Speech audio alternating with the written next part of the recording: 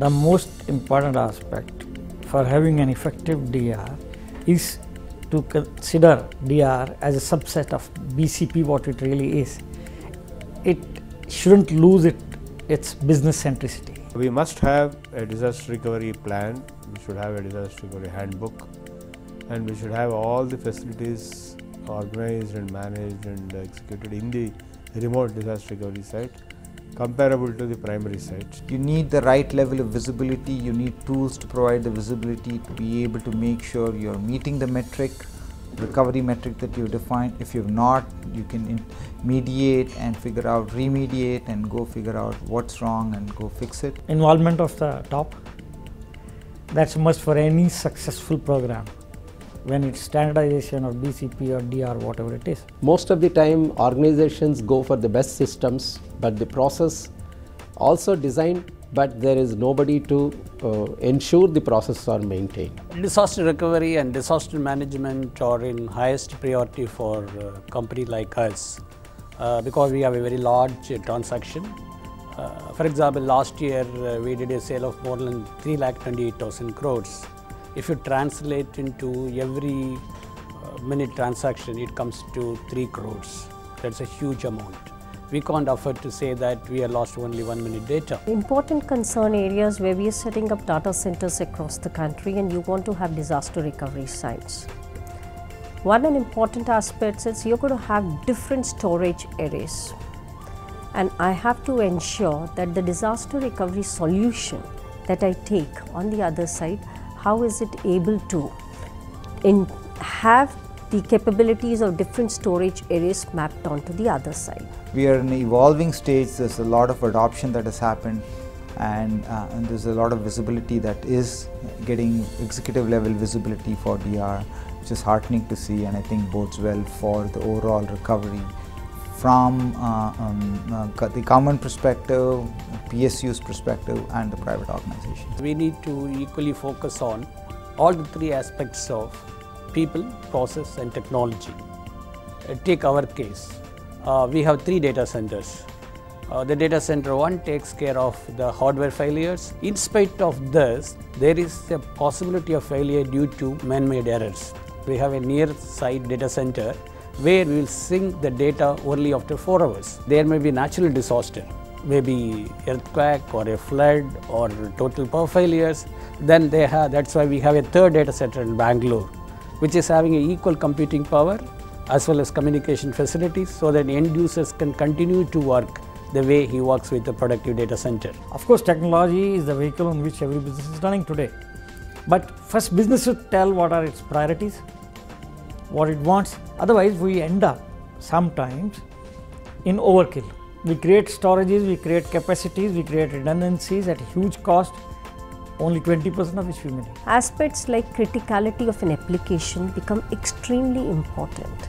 How do I ensure a state has to categorize the applications into critical, non-critical, data critical, not critical, and then choose the mix and match of technologies. Customers should not choose technologies first, they should choose an approach, a framework, put a process in place, and then the technology would naturally evolve. There are nowadays multiple options. One is you have your own disaster recovery site set up for your data center and have your own network link, your own servers, your own software, everything.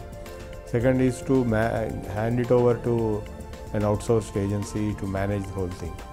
Third is to not to have a disaster recovery center, but use the facility provided by a big corporation like IBM or HP or Microsoft on the cloud to replicate your original data center resources. If that is so, I have to see, because you may not be having a disaster recovery site having the same cloud solution, or it may not be having the same number of compute available with you. Under this environment, how do I ensure that the applications and data which are either on physical or on cloud, they can be seamlessly available and they are disaster recovery? The organizations which have an enterprise-wide risk assessment, ERM process, they can do BCP planning also better. It is similar. If we have an integrated enterprise-wide priority assessment, risk assessment, we can have better DR. So how do I use that DR in an effective way even when there is no disaster. I think the beautiful thing is to use it for reporting, extensive reports that you want to generate. So if you can at the end of the day move your live data into that and have the reports churned out, while there is no disaster, you will be ensuring not only the uptime, but also you will ensure that at the time of drill or at the time of disaster, there are no issues and concerns. In the night 12 o'clock, whatever the transaction we have taken place that particular day, it has been made as a split mirror backup. It is mounted on my reporting servers. So the next day morning, when the end users goes for the transaction, it goes to productive site. Whenever it goes for reporting, it goes to reporting services which is coming from disaster recovery center. In this process, we are able to keep the data consistency and concurrency. So you have got 100 applications running on 100 platforms, 100 softwares. Managing a disaster situation becomes equally difficult. So it is better that your enterprise IT architect should be a person who loves homogeneity. So you should have a homogeneous kind of an architecture. Disaster doesn't strike with a notice period. So in our sector, we are pushing this point forward. We are trying to move to a situation where we reduce the RTO considerably, and without notice, banking sector should be able to do at least deliver the basic services. Payment systems should run, and the DR drills for the same should be either without notice or with the least possible notice. And number two, normally the DR drills in India of any business are done on low peak days. So what about the peak load? If you automate the process, it dramatically reduces the amount of time, and hence you're able to do drills much more easier. Drills should be regularly conducted because your applications keep changing, your processes keep changing, so that the disaster recovery sites are aligned to the processes which you are following in production. Practically every day we do a disaster mock drill compared to any other companies. That gives the people will be always familiar with the technology, familiar with the operation. The people, the human resource is a very important factor at the time of strike of disaster, because they have to know that what they have to do, they have to follow a standard operating procedure. So we have this in focus. In banking sector, we have a comfort.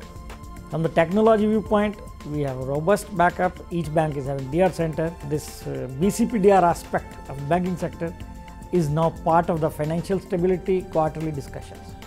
So we are taken to that level, so that shows the importance is taken, and all banks are cooperating, but still we have a long way to go forward to achieve that.